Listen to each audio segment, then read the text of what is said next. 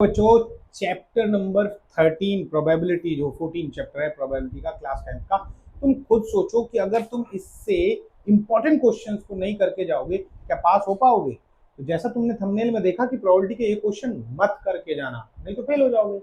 अब सीधी हिसाब है, अगर तुम क्वेश्चन ही नहीं करके जाओगे, इंपॉर्टेंट टॉपिक्स तुम्हें नहीं पता, तुम में से कोई ये बता सकता है प्रोबेबिलिटी के कौन कौन से क्वेश्चन आते हैं जो एग्जाम में पूछे जाते हैं? सिंपल, 4 टाइप के क्वेश्चन है, सिर्फ 4 टाइप के क्वेश्चन कर जाओ, उनमें से एक क्वेश्चन अटक जाएगा और तुम्हारे 3 नंबर पक्के हो जाएंगे।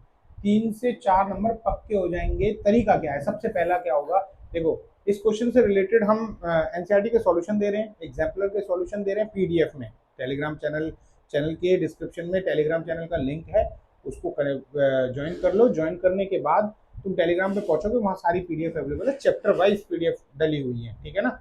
तो चैप्टर वाइज पीडीएफ है, उनको यूज करो और उससे क्वेश्चंस को ट्राई करो। एक्स्ट्रा में अगर बात करें कि क्वेश्चन किस किस तरीके के पूछे जाने हैं, एक एक क्वेश्चन की पीडीएफ डाल रखी है विद सॉल्यूशन, कर लेना। उसमें सीबी क्यूज भी हैं, पीवाई क्यूज भी हैं और एग्जाम्पलर भी और एनसीईआरटी भी, सारा कुछ उसमें दिया हुआ है।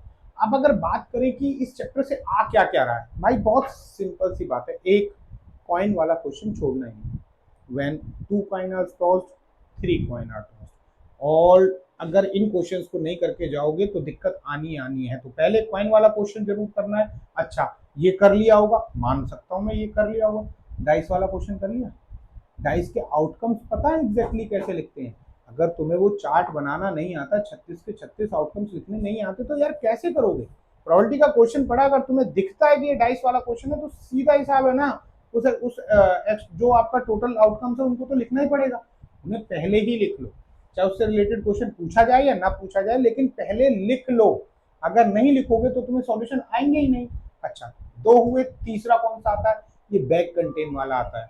बैक कंटेन वाला आता है जिसमें कहीं कोई कलर मार्बल्स हैं, कहीं डिफेक्टिव बॉल्स हैं, कहीं कुछ है, कहीं कुछ है, कुछ भी हो सकता है जो आपके उससे रिलेटेड होगा, लेकिन बैक कंटेन समथिंग, उससे प्रोबेबिलिटी आएगी। उसमें होने ना होने की, ये करने की, वो करने की, 2 कलर की, 3 कलर की, ऐसे क्वेश्चन पूछे जाएंगे। तुम्हारे पास जितने भी क्वेश्चन मटेरियल मैं दे रहा हूँ उसमें वो सारे मटेरियल अवेलेबल हैं, तुम अगर करोगे तो आसानी से काम कर पाओगे।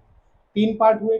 चौथा पार्ट, सबसे इजी पार्ट, कार्ड वाला। ताश खेले हैं? नहीं खेले हैं तो खेल के देख लेना एक बार। अगर 52 कार्ड का पूरा डिस्क्रिप्शन नहीं पता है कि कौन कौन से 52 कार्ड होते हैं एग्जैक्टली, तो तुमसे वैसे ही काम नहीं हो पाएगा। तो इसलिए जरूरी है कि 52 कार्ड के बारे में डिटेल पता कर लो।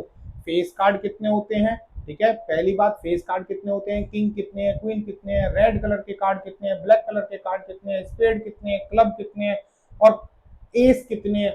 मतलब एक एक चीज दिमाग में होनी चाहिए ना। अगर ये चीजें नहीं पता होंगी, कलर का नहीं पता होगा, स्पेड का नहीं पता, क्लब का नहीं पता, डायमंड का नहीं पता, हार्ट का नहीं पता, तो क्वेश्चन कैसे करोगे? अगर तुम्हें यही चीज नहीं पता होगी तो कैसे काम चलेगा? तो तुम्हें किसी भी हाल में तुम्हें कार्ड्स के ना एक एक टॉपिक के बारे में पता होना चाहिए। छोड़ने का तो मतलब ही नहीं बनता तुम। अच्छा, इससे और कौन कौन से हैं कार्ड वाले करने के बाद अगर देखें तो, हाँ ये यार, ये स्टार्टिंग फ्रॉम एंड, ये वाला क्वेश्चन तो यार छोड़ना ही नहीं है। अगर तुम्हें लगता है कि तुम इन क्वेश्चंस को नहीं कर रहे हो, जितने भी आपके क्वेश्चंस हैं ना इसमें एनसीईआरटी में, जितने भी क्वेश्चंस हैं एनसीईआरटी के, तो 25 क्वेश्चन छोड़ के जाने ही नहीं।